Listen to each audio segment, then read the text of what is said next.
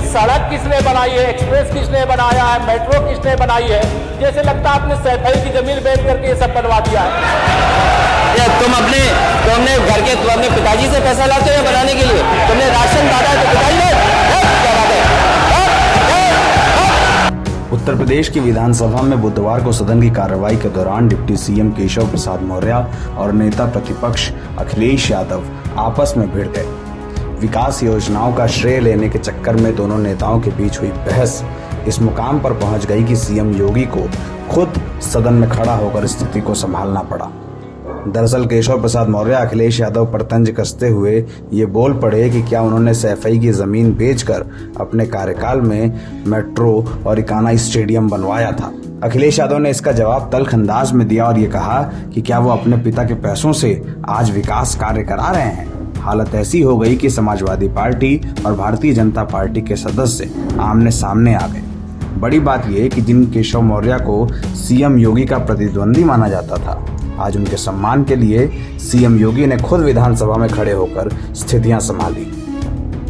CM योगी ने सदन में खड़ा होकर न सिर्फ केशव का पक्ष लिया, बल्कि ये भी कहा कि सदन की किसी भी कार्रवाई के दौरान रनिंग कमेंट्री करने का कोई मतलब नहीं है और अखिलेश यादव को सदन की कार्रवाई का सलीका सीखना चाहिए। योगी ने यह भी कहा कि ये गलत परंपरा है और अगर ये चलती रही तो आने वाली पीढ़ियां भी इसका अनुसरण करेंगी। सुनिए केशव मौर्य का पक्ष लेते हुए योगी ने विधानसभा में क्या कहा। एक घंटे से अधिक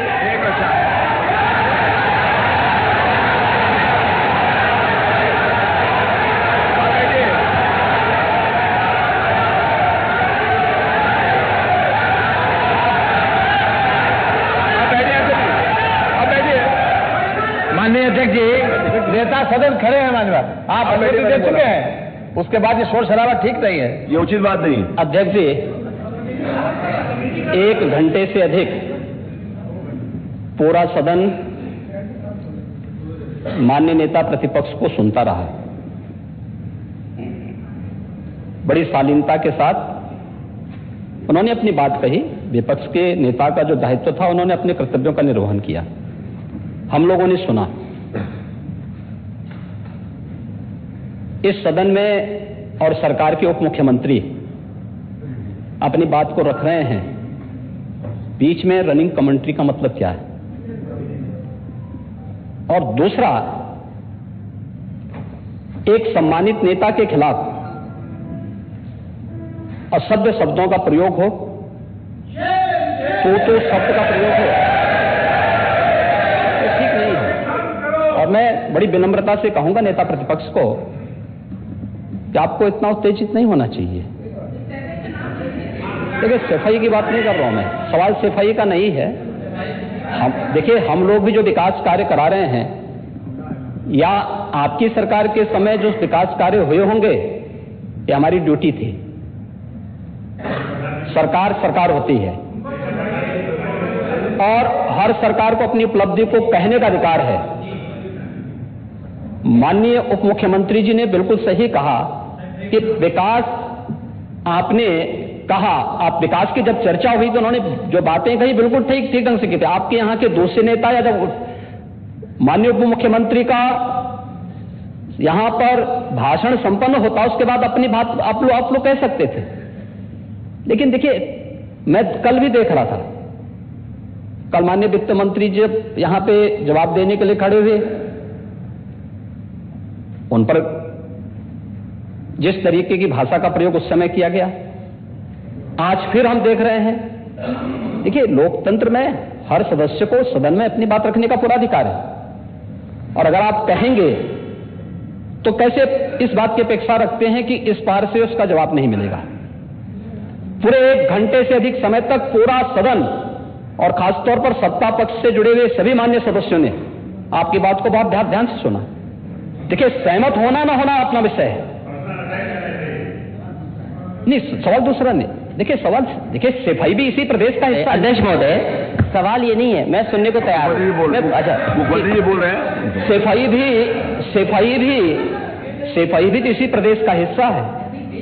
नहीं, सफाई, देखिए भाषा आप उसको बाद में बोल सकते हैं। देखिए हमारी सहमति असहमति हो सकती है, देखिए हमारी असहमति असहमति हो सकती है किसी बात पर, हम बाद में इस बात को करेक्शन करा सकते हैं, लेकिन तो मैंने शब्द का प्रयोग नहीं किया जाना चाहिए और किसी भी असभ्य भाषा का प्रयोग नहीं होना चाहिए। और मैं माननीय अध्यक्ष जी से अनुरोध करूंगा कि अगर इस प्रकार की शब्दावली प्रोसीडिंग का हिस्सा बनी है तो कृपया उसको हटवा दें, क्योंकि ये गलत परंपरा होगी और मैसेज का देश के अंदर खराब जाएगा। हमें हमेशा इस बात को ध्यान में रखना होगा, सदन की मर्यादा का ध्यान हर हाल में बनाए रखना होगा। दूसरा, जब एक सदस्य बोल रहा हो तो सदस्य के बीच, और खासतौर पर उप मुख्यमंत्री बोल रहे हो तो बीच में रनिंग कमेंट्री करना, बीच में धमकी देना, ये चीजें ठीक नहीं है और मुझे लगता है सदन की मर्यादाएं इससे आहत होती हैं। कोई भी इसको नहीं स्वीकार करेगा और मैं विनम्रता से कहूंगा माननीय नेता प्रतिपक्ष को, उनका सम्मान है, वे सबसे बड़े विपक्षी दल के नेता हैं और मुझे लगता है कि इस मर्यादा की अपेक्षा केवल सत्ता पक्ष से ही न करें, विपक्ष भी उस मर्यादा का पालन करेगा तो दोनों का सम्मान बना रहेगा और ये सम्मान दोनों का बना रहे।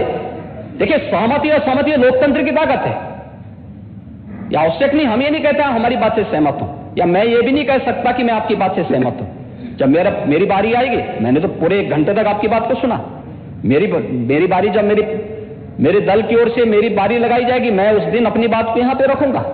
मैंने आपके पूरे भाषण को इसलिए सुना ही नहीं, प्रोसीडिंग मंगाऊंगा, फिर देखूंगा, उसका पूरा जवाब भी दूंगा यहां सदन पे और मैं उम्मीद करूंगा कि सभी विपक्षी नेतागण उस दिन यहां पर हमारी बात को भी सुनेंगे।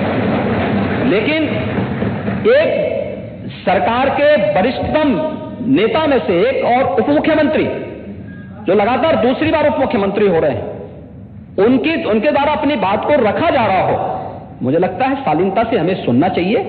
अगर हमें लगता है गलत हो रहा है, देखिए बहुत सारी चीजें अगर हम भी इस बात को कहते, बहुत सारी चीजें नेता प्रतिपक्ष भी ऐसी थी जो आपत्तिजनक हो सकती थी, हमने सुना नहीं, हमें जो स्वीकार करना होगा वो स्वीकार करेंगे और उसका जवाब देंगे भी, लेकिन बीच में इस तरीके की उत्तेजना दिखाना उचित नहीं है। देखिए माहौल इससे खराब होता है और अनावश्यक रूप से बाहर मैसेज खराब जाता है। हमारे बारे में टिप्पणियां होती हैं, सदन के बारे में टिप्पणी होती है, हर एक सदस्य की मर्यादा भंग होती है और सदस्य की इसका सम्मान बाहर तार होता है, पब्लिक में इसका मैसेज खराब होता है और इस प्रकार की शब्दावली का प्रयोग न हो। और अगर ये तो शब्द का प्रयोग हुआ है तो मैं आपसे अनुरोध करूंगा कि कृपया इसको सदन की प्रोसीडिंग का हिस्सा कतई न बनाने दिया जाए, क्योंकि ये आने वाले समय में नजीर बनेगा।